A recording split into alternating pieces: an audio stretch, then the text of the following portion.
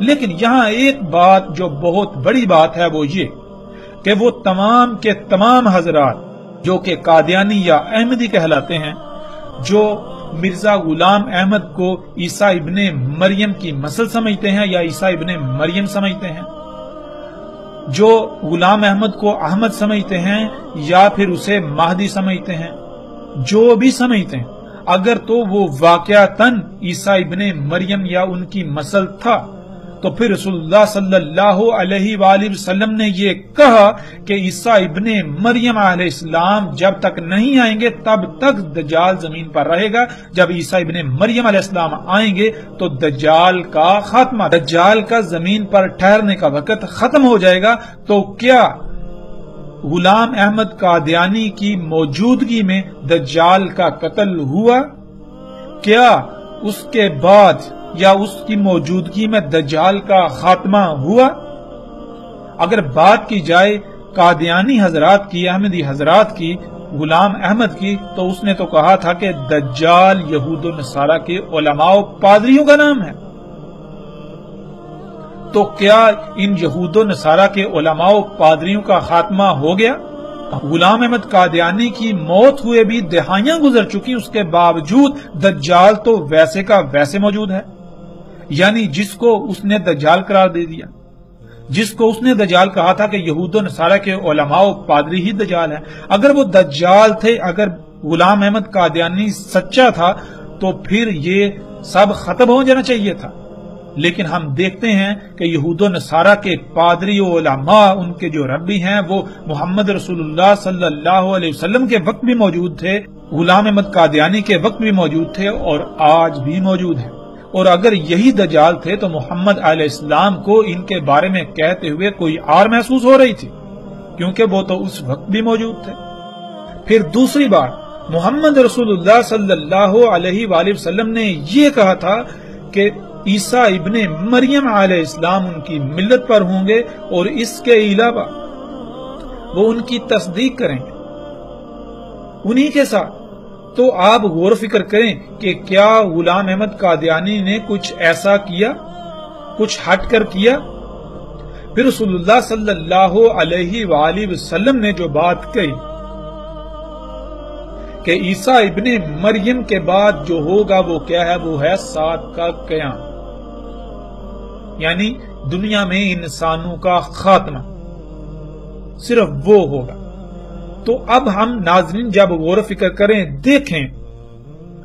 تو غلام احمد قادیانی کے وفات کے بعد، اس کی موت کے بعد، اس کی موت کو دہائیاں گزر چکی، اس کے موت کے بعد بھی بڑے بڑے عوامل وقوع پذیر ہو رہے ہیں۔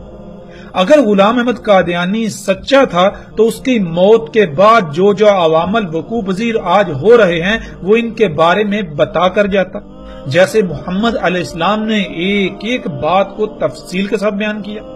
اور اگر وہ سچا تھا تو اب تک تو سات کا قیام بھی ہو جانا چاہیے تھا، لیکن کیا ہے کہ ابھی تک تو سات کا قیام بھی نہیں ہوا۔ پھر اس کے علاوہ قرآن میں الواقعہ کا ذکر ہے، قرآن میں آسمان کے پھٹ جانے کا ذکر ہے، قرآن میں الحاقہ کا ذکر ہے، قرآن میں القاریہ کا ذکر ہے، قرآن میں اور بہت سارے بڑے بڑے واقعات کا ذکر ہے، لیکن کیا ہے کہ غلام احمد قادیانی نے کسی ایک موضوع پر بھی لب کشائی نہیں کی، انسانیت کی رہنمائی نہیں کی کہ الحاقہ کیا ہے، القاریہ کیا ہے، الواقعہ کیا ہے۔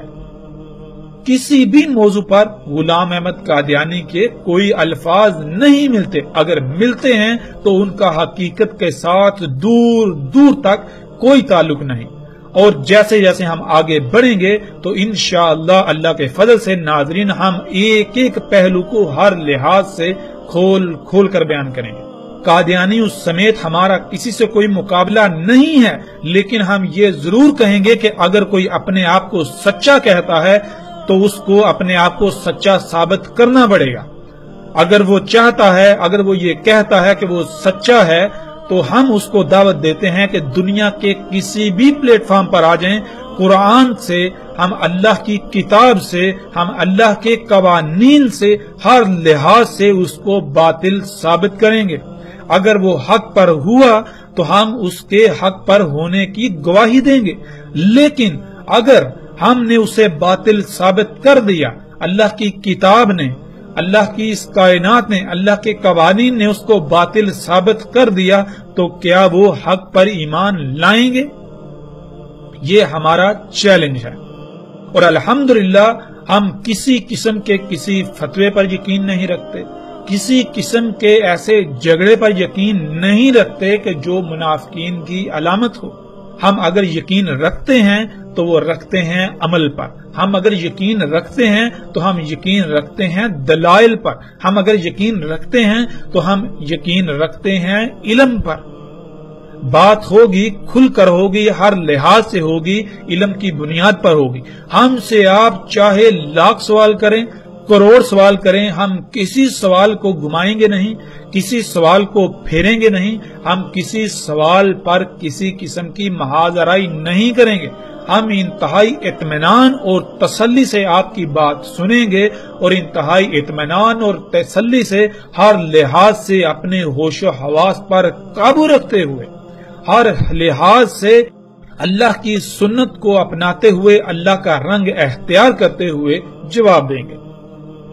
تو اس میدان میں الحمدللہ ہر خاص و عام کو ہماری طرف سے دعوت ہے کہ وہ میدان میں آئیں۔ اگر وہ اپنے دعوے میں سچے ہیں تو وہ آ کر ہمارے سوالات کے جوابات دیں۔ ناظرین، جیسے جیسے ہم آگے بڑھیں گے آئندہ ایک ساتھ میں ہم اس موضوع پر ہر لحاظ سے بات کریں گے، لیکن